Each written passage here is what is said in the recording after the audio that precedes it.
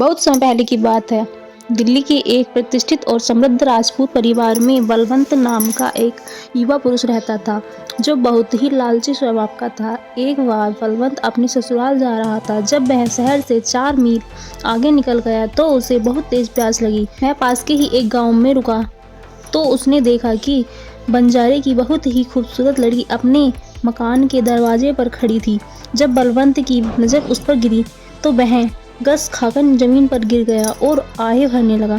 बलवंत को बेहोश गिरता देखकर आसपास के बहुत से लोग खड़े हो गए और उसके मुंह पर पानी डाला।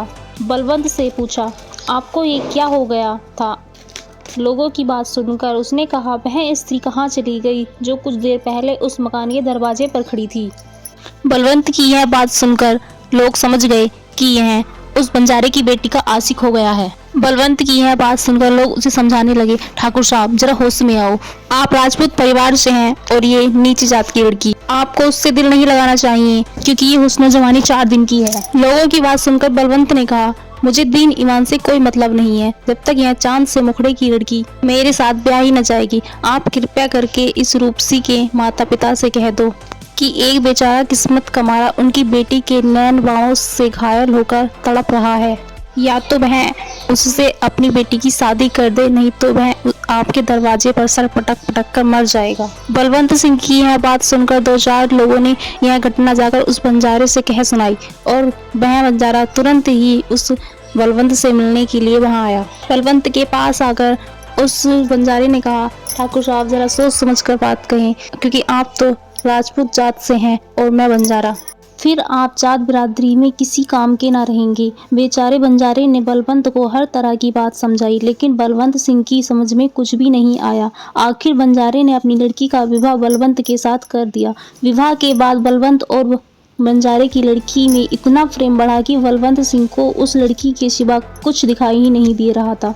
इसी तरह कुछ दिन गुजर गए। एक दिन बलवंत को अपने घर की याद आई। वो अपनी पत्नी से कहने लगा, अब तो मेरा दिल घर जाने को करता है। अगर तू अपने माता पिता से आज्ञा ले ले तो उनसे कहो कि मेरी विदाई कर दें। इस बात को सुनकर बंजारे की लड़की कहने लगी, मुझे कोई ऐतराज नहीं है, क्योंकि मैं तो आपकी आज्ञा का पालन करना ही अपना धर्म समझती हूँ। बंजारे की लड़की ने अपने माँ बाप से सारा हाल कह सुनाया। उन्होंने बहुत सारा धन देकर अपनी बेटी और दामाद को विदा किया। जसवंत सिंह बहुत सारा सामान लेकर अपनी पत्नी के साथ घर की ओर चल पड़ा।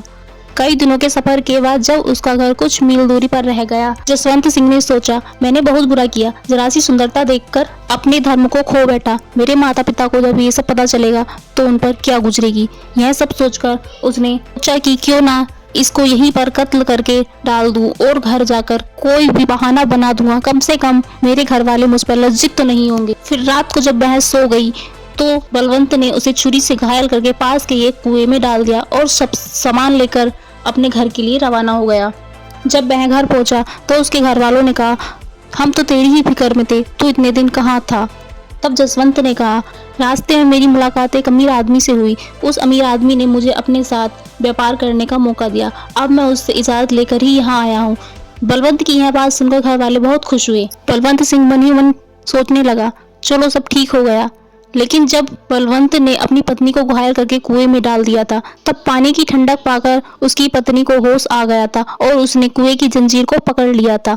इत्तेफाक से वहां एक पथिक पानी पीने के लिए आया और जैसे ही उसने पानी पीने के लिए डोर डाला, तभी उसकी पत्नी ने उस डोर को पकड़ लिया और चिल्लाई, बचाओ, रक्षा करो। उस पथिक ने नीचे कुएं में झांका और देखा कि एक घायल स्त्री डोर पकड़े हुए है।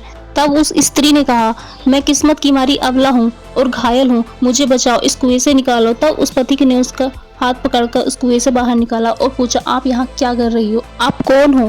तब उस स्त्री ने बताया, मैं और मेरे पति घर जा रहे थे, तभी उस बीच कुछ डाकुओं ने हम पर हमला करके हमारा सारा सामान लूट लिया और मुझे घायल करके इस कुएं में डाल दिया और मेरे पति का कुछ पता नहीं है।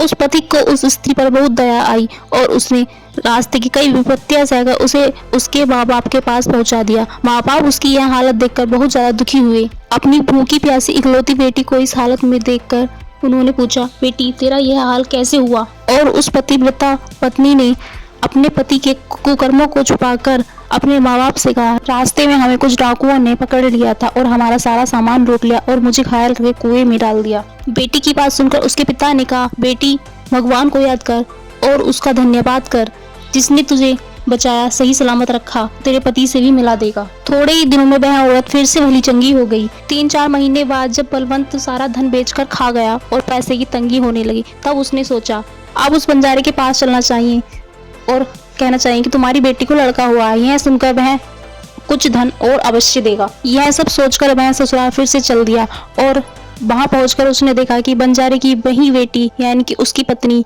झोपड़ी के बाहर बैठी हुई है। जब उसकी पत्नी की नजर उस पर पड़ी और दोनों की आंखें मिली तो बलवंत का चेहरा पीला पड़ गया। बलवंत बहुत ज्यादा घबराया और थर-थर कांपने लगा और सोचने लगा, ये तो बहुत बुरा हुआ जो मैं यहाँ आया, अब इसका बाप मुझे जिंदा नहीं छोड़ेगा।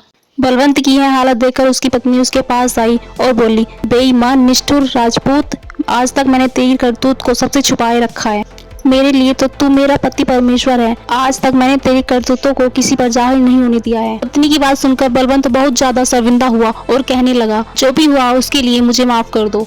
पति की बात सुनकर उसकी पत्नी ने कहा, ठीक है कोई बात नहीं, चलो अब अंदर चलो। जैसे ही बलवंत अंदर गया, अपने जमाई को देखकर सास ससुर बहुत खुश हुए और उसे सीने से लगाया और कहा, धन्य है परमात्मा जिसने तुम्हें सुरक्षित रखा।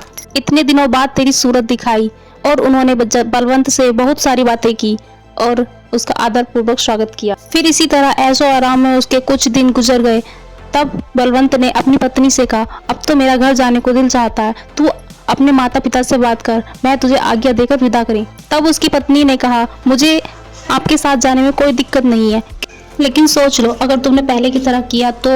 यह सुनकर जसवंत बोला, मैं परमात्मा की कसम खाकर कहता हूँ अब ऐसा कभी नहीं होगा। तब बंजारे की बेटी ने अपने माँ बाप से विदाई मांगी और उन्होंने बहुत सारा सामान और जेवर देकर विदा किया।